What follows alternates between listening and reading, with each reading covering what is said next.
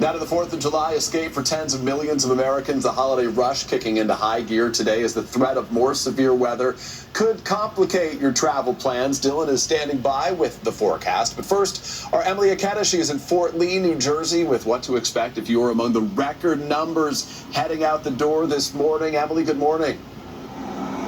That's right. Good morning to you. AAA says more than 72 million Americans will be going by plane, train, and above all car to reach their July 4th celebrations, which is why officials are warning of slowdowns, especially on already congested crossings like the GW Bridge you see behind me after the holiday travel week gets off to a bit of a bumpy start.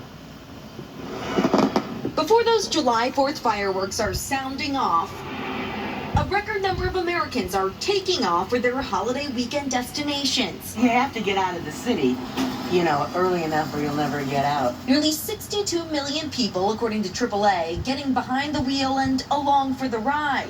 A likely long ride for anyone driving in the afternoon today or returning after Independence Day from holiday hotspots like Cape Cod, the Pocono Mountains, Las Vegas, and coastal cities Galveston and Savannah. You're going to be very frustrated. Drivers will find some relief at the gas pump, with the national average expected to dip to $3.15 Friday, the lowest level on July 4th since 2021, according to Gas Buddy. Collectively, that's going to lead Americans to save $500 million between Thursday and Sunday compared to what they spent last year. But as the long holiday weekend kicks off, dramatic scenes in the skies.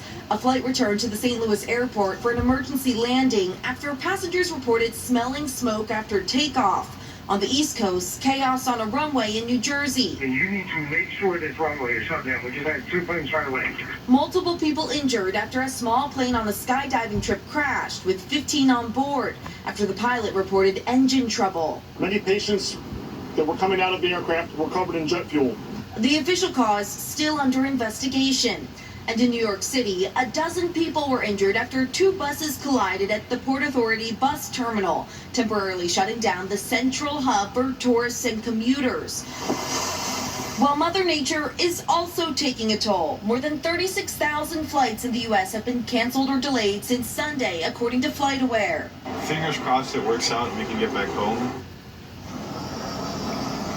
By the way, today and Monday will be the busiest day canceled or delayed since Sunday, according to FlightAware. Fingers crossed it works out and we can get back home.